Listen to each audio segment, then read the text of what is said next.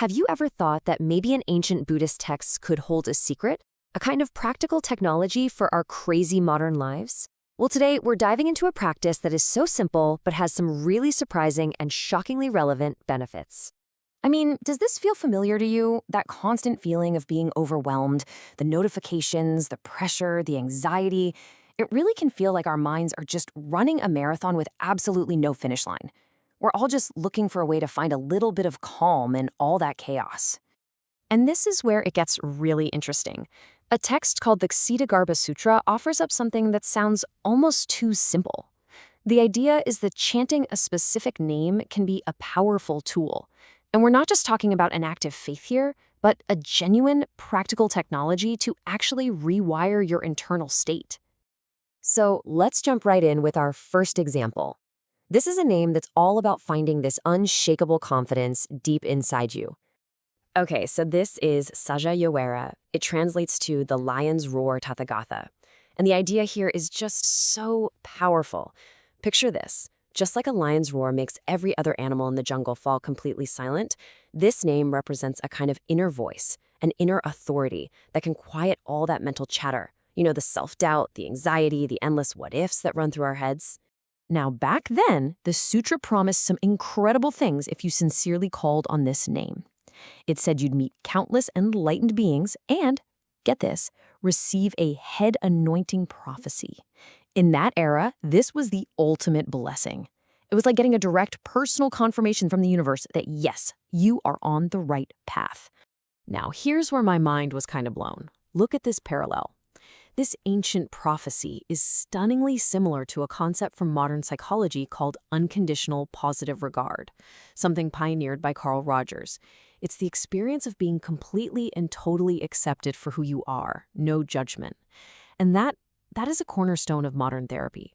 It's what heals low self-esteem. It's the profound feeling of you are enough just as you are. So from inner confidence, let's move to our next name. This one's all about connecting to something much, much older and deeper than just ourselves. So meet Goryeo Bull, or Krakucchanda Buddha. Now, this isn't just any enlightened figure. This is the first Buddha of our entire cosmic era. So calling on this name, it's like plugging directly into the oldest, most foundational, root-level wisdom of humanity itself. The promise that comes with chanting this name is that you will gain the merit to become a great Brahma king.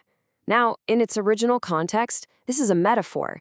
It means reaching the absolute peak of your potential, achieving the highest spiritual status you possibly can. And again, here we go with another brilliant link to modern psychology.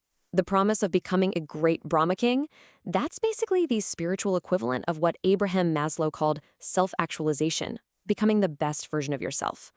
And the act of connecting to these ancient Buddhas, it's almost exactly like Carl Jung's idea of tapping into the collective unconscious, that deep, shared well of wisdom, stories, and archetypes that all human beings inherit. Pretty wild, right? Okay, our third and final example is maybe the most practical one for our day-to-day lives, especially for dealing with anxiety. It's all about creating an unbreakable sense of inner safety and security. This one is Vipassī Buddha, or Vipassī Buddha. I want you to think of this name as a kind of psychological shield. Its whole purpose, its specific power, is to give you a profound sense of safety, protecting you from those internal states of suffering and fear. The sutra is really clear about this. It says chanting this name ensures you will never fall into evil paths.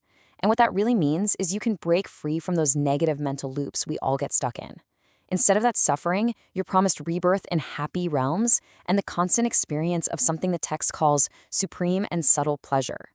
And the modern parallel for this one comes from attachment theory.